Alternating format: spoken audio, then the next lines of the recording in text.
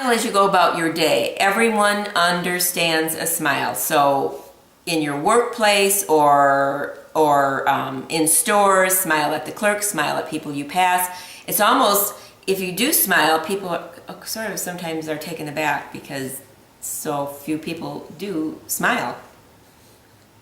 I remember when I was going with my husband and meeting all of his family for the first time. We were sitting in a restaurant, and down at the other end of the table, his aunt just looked at me and smiled, and I thought, wow, that meant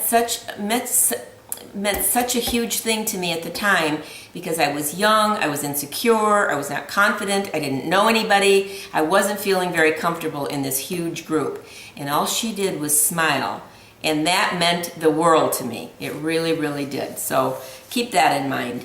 And your brain is better when you smile, and someone else's brain will also be, mind will also be better for having received that smile.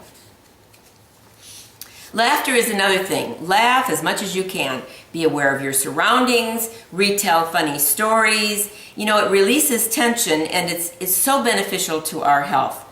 My granddaughters were with me the other night, and Kerrigan, the 10-year-old, is really funny. She was swimming in the pool, and she was just doing antics. But she had Kennedy and me in stitches, and we had such a good time laughing.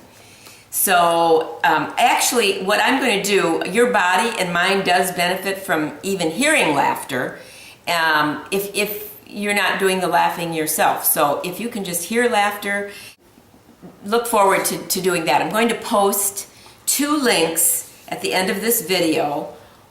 Some of you have probably already seen this one in particular with a baby laughing at the father just ripping pages. That baby's laughing down to his toes, and you hearing that baby laugh makes you smile, makes you laugh too. So just hearing laughter is good for us. So I will post those 2 links for you.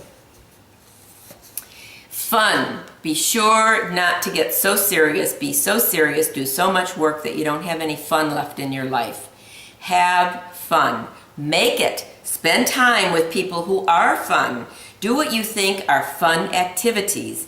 Everyone's idea of fun is probably a little bit different, so you find what's fun for you and do it. Take a vacation. If you can't afford the time or the money to get away for a week, then take a mini vacation, say for even a weekend.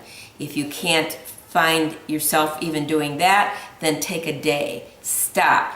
Just stop and take that time to rejuvenate yourself. Even a few hours. Just get away from that normal daily routine and refresh. Your mind will thank you for it. Change your routine. Try a new food or try a new recipe at least once a week. Go to new restaurants. Learn new learning experiences help your brain in so many ways. So if you are in a rut, if you are in a routine, look for different ways of doing things. Garden. If you like to garden, but you don't do it and haven't done it for a while, think about getting back into that. My grandmother lived to 103. The last few years she was in a nursing home because she had fallen and broken her hip, or she broke her hip and fell. One or the other.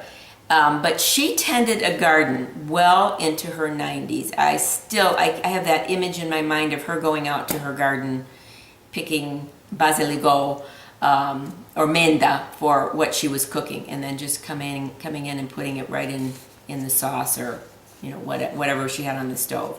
And I believe doing things like this keep you young.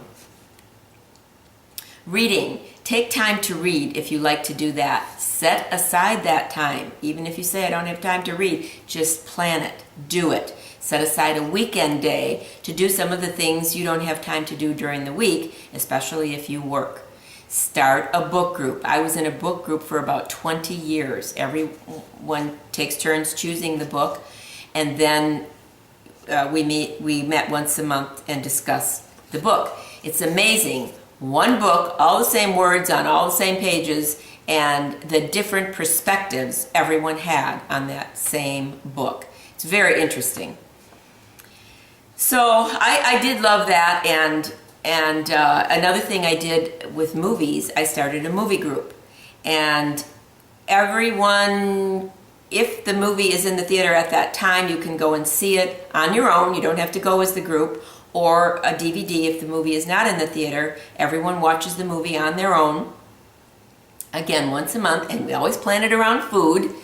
Everyone brings a dish to pass, and then after everyone is finished eating, we sit down and discuss the movie, and then maybe have dessert and coffee after the discussion.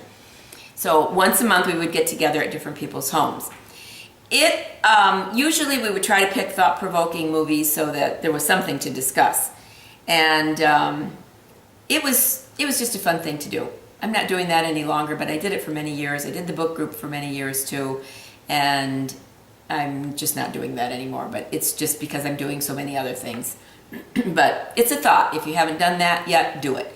If you're young and maybe in a new neighborhood, get a groups together by maybe one or two other friends. This is something I did too. Have each person invite another girlfriend or a couple.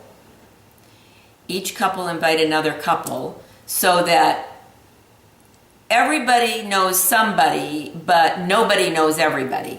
And you can get a group together like that, whether it's for reading or a movie club, or just getting together to play maybe bridge or cards, or just getting together for dinner. But that was a fun thing to do too.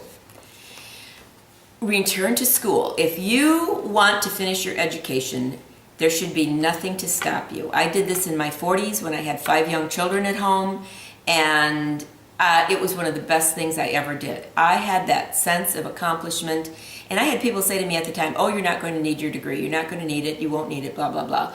I am so glad I did it. I would recommend anybody to go back to school to get their degree if they really want it. It was something that really opened my eyes, my mind, my heart, everything. It was so good for me. So I would encourage you to do that, and not only that, but you'll enjoy the learning as an adult. When we're kids in school, it's like, oh, this is boring and that's boring maybe, but as an adult, you will definitely enjoy the learning. Who was it? Abraham Lincoln said, learning is teaching or education is wasted on the youth. No kidding, because I'm not all kids, but a lot of students are just bored by it and are only there because they have to be there. But there are those who, are really brilliant and bright and are learning, but that other segment that doesn't really appreciate it. But you will appreciate it as an adult, I'm sure. There are no guarantees in any of this that I'm telling you, of course, but your body, your mind, and your spirit are a whole lot better off if you do adopt some of these suggestions. And that's all they are suggestions. So a lot of this has worked for me, and I know it can work for you too. Until the next time, wishing you good health in body, mind, and spirit. I'll be back with another segment on the spirit the next time. Carol Fitzgerald in How to Stay Healthy. Bye now.